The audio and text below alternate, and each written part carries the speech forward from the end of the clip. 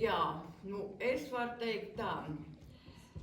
To es esmu dzirdējusi no savā krusttēva un krustmātes, tā kā mēs dzīvojam blakus ciemos, bet pa ceļu tas gājiens bija 3 kilometri tālu.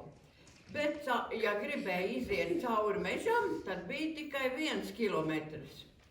Un tad es atceros, un bieži braucām pie krusttēva un krustmātes, vienalga vai kādos svētkos vai jubilejās, un vienmēr notika lielā dziedāšana. Un tad es atceros, vienreiz es klausos, cauri mežam var dzirdēt, kā krustmāte sauc garo saucienu. Un tas skan.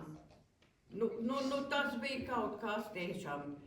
Un tā, kad es beidzu skolu, krusttēvs uzaicināja mani kolektīvā, un tā es dziedu jau 64 gadus.